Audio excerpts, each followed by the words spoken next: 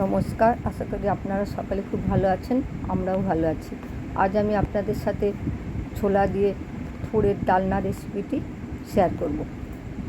একে অনেকে কলা মাজাও বলে, আবার অনেকে থোড়ও বলে। এটা অনেকটা টিউবলাইটের মতো দেখতে, সাদা জিনিসটা এই দেখুন। এর মধ্যে এটা কাটার একটা ব্যাপার আছে, কাটাটা ঠিক মতো না জানলে কিন্তু খাওয়া যায় না। আমাদের বাড়িতে একজন দিয়ে গেছিলো গতকাল, আমি আজকে এটা রান্না করেছি। এই দেখুন, এটা এইভাবে গোল গোল করে কেটে এর মধ্যে একটা সুতোর মতো জিনিস থাকে, এটা আঙুল দিয়ে ঘুরিয়ে ঘুরিয়ে বের করে নিতে হবে। আমি একটা গামলাতে, ছোটো গামলাতে হলুদ জল নিয়ে নিয়েছি, কারণ এটা একটু যদি খালি এমনি কাটেন তাহলে কিন্তু কালো হয়ে যাওয়ার চান্স থাকে। এই জন্য হলুদ জলে এটা কাটতে হবে। হলুদ জল হলে এটা রঙটা ঠিকই থাকবে। এখন দেখুন আমি কীভাবে কাটছি। এটা সবাই কাটতে পারে না, ওই জন্য একটু ঠিক করে দেখে নিতে হয় কাটাটা। আমিও প্রথমে জানতাম না, শাশুড়ি মার কাছ থেকে শিখেছি। এই দেখুন একটা সুতোর মতো জিনিস বেরোচ্ছে। এই দেখুন, এটাকে ভালো করে আঙুলে জড়িয়ে জড়িয়ে এটাকে বের করে দিতে হবে, নাহলে খাবার সময় মুখে লাগবে। এটা একটা দারুণ উপকারী। এই মাত্র দুটো মাত্র গাছ আছে আমাদের, মানে বাড়ির ভেতর যেগুলো হয় সাধারণত, কলা গাছ আর সজনে গাছ, যার কোনো কিছুই ফেলা যায় না।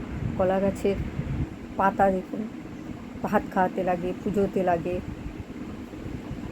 এবার কলা ফুল খাওয়া যায়, কলা তো লাগেই, খাওয়া হয়, কাঁচা পাকা দুটোতেই খাওয়া যায়। কাঁচকলা হলে কাঁচাটা খেতে হয় তরকারি করে, আর পাকা কলা হলে পুজোতে এমনি খাওয়া হয়। আর এর গাছটা পর্যন্ত ব্যবহার করা হয়, যেমন সজনা গাছের পাতা, ফুল, ডাঁটা সব খাওয়া হয়। অনেকে আবার সজনা গাছের ছাল সেদ্ধ করেও খায়।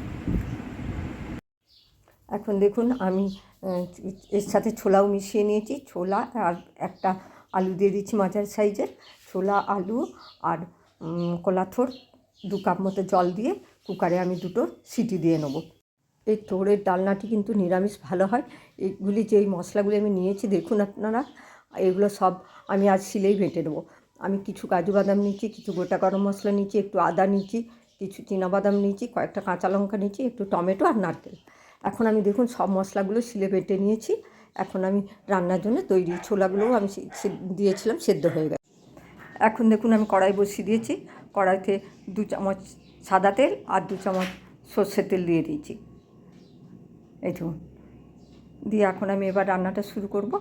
এতে আমি তেল গরম হয়ে গেছে, এতে আমি এখন গোটা গরম মশলা, একটু 5 ফোড়ন আর গোটা গরম মশলা, তেজপাতা সব দিয়ে দিচ্ছি। দিয়ে দেখুন ভালো করে এটা গন্ধ উঠে গেছে। এখন আমি এতে আদা কাঁচা লঙ্কা পেস্টটা দিলাম, তারপর এতে আমি জিরে গুঁড়া দিলাম, তারপর এতে আমি মশলাগুলো সব আস্তে আস্তে দিয়ে দিচ্ছি, একটার পর একটা বাদাম, টমেটো দিয়ে দিলাম। তারপরে এতে আমি নারকেল বাটাটাও দিয়ে দিচ্ছি, 1 চামচ হলুদ দিয়ে দিলাম, এরপর 1 চামচ ধনে গুঁড়ো দিয়ে দিলাম। দিয়ে এখন আমি মশলাটা ভালো করে ভেজে নেব। এরপর আমি স্বাদ মতো লবণ দিয়ে দিলাম। এখন আমাকে মশলাটা ভালো করে কষিয়ে নিতে হবে যতক্ষণ না পর্যন্ত তেল ছাড়ছে।